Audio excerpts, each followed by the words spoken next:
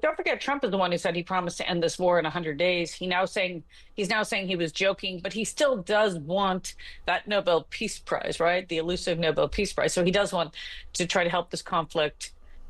He wants to end this conflict if he can. He's trying on Gaza as well. Uh, so, you know, I think the problem with him is he gets so distracted. He doesn't care about the details, and you can't just make pronouncements and then expect things to happen. In an unexpected move and just another day in the president's, quite a wild ride when it comes to foreign policy, Donald Trump suggested that Ukrainian President Volodymyr Zelensky has to meet with Vladimir Putin in Turkey later this week, something, of course, that Zelensky has agreed to. It shows perhaps the result of pressure from Donald Trump. But the big question now is, what will Putin do? Karin Von Hippel is the former Director General of the Royal United Services Institute and joins us on the line. Good morning. Good morning. Another day, another crazy day. It's kind of wild, isn't it? But let's focus on that suggestion that Volodymyr Zelensky has made, that he'll be waiting for Putin in Turkey on Thursday. What do you think the chances are that Putin will turn up? Well, it's interesting. So Trump earlier had backed the European demand and Zelensky's demand that we have a ceasefire first before we go to the table. Putin then said, no, we want to talk first. So Trump said, okay, we'll go with what Putin wants. But certainly Putin wasn't proposing a presidential meeting. And so then Zelensky kind of, because he was pressured by Trump to go ahead with talks without the ceasefire first, called his bluff and said, okay, I'll be there. I look forward to seeing Putin there on Thursday as well. And I'm not sure Putin will show up. Putin doesn't see Zelensky as an equal. He sees him as an illegitimate leader of a so-called Nazi regime, etc. So I think Zelensky is being very clever, because I think if Trump sees Zelensky is making every effort, it'll be harder for America than just to cut off aid to Ukraine right now. So if Putin will never, I mean, in your view, may never want to get around the table with Zelensky, what's the solution here? What's Putin hoping for? Because it's clear that Donald Trump is losing patience. There's been a shift in tone from the Americans towards Russia over the last week or so, certainly. What do you think Putin's endgame is here? Well, that's a great question. I mean, you're right that there's been a shift in tone by Trump even. He's getting frustrated with Putin. He seems to think, though, like these trade talks, that you just shove people in the room, you can declare victory. When, of course, as we know, that's just when the hard work starts.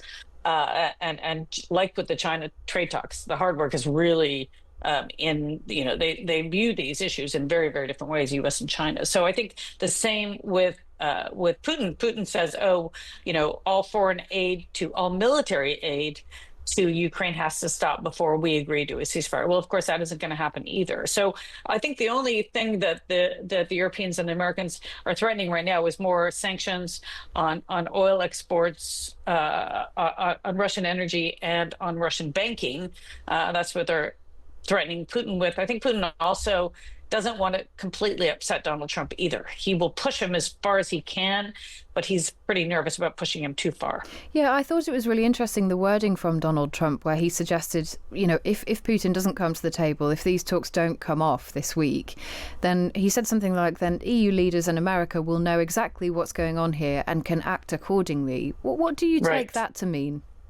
Right. That was interesting, too. I noticed that act accordingly. It may be that that the Americans do continue to support Ukraine. It's hard to say, really, with Trump, because as we've seen, he changes his mind all the time. He undermined his envoy when he changed his mind on ceasefire first yesterday.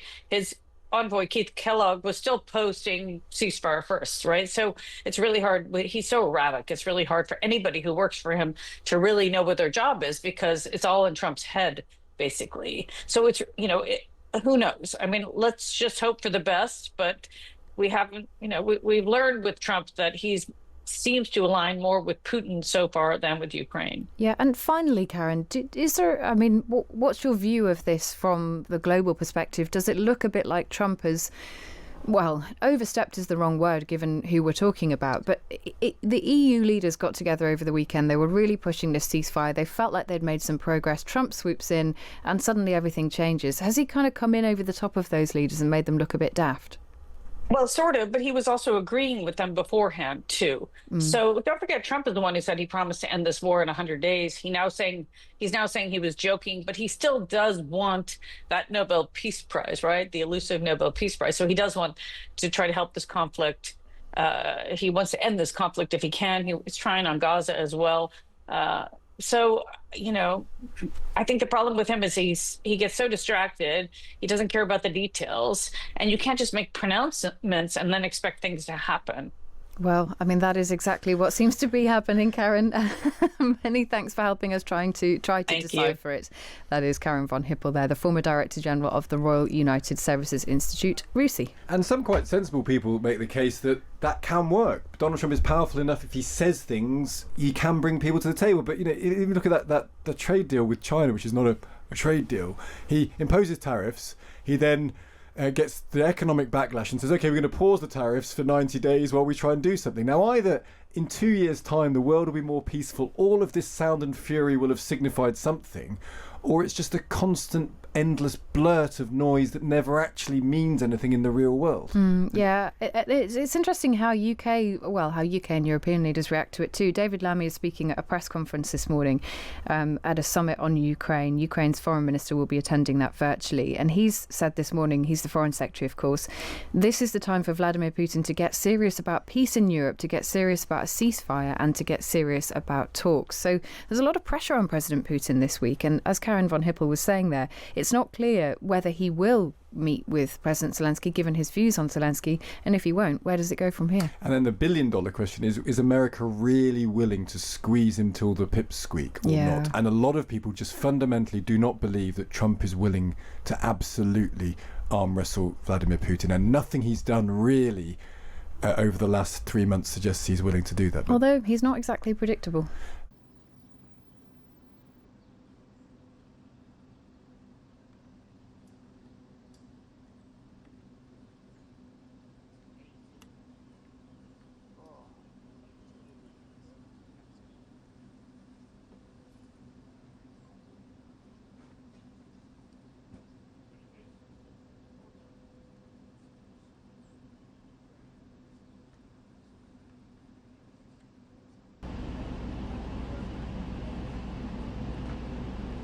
President Trump, sir, today you told Vladimir Putin to stop with the attacks. Do you think he'll listen to you?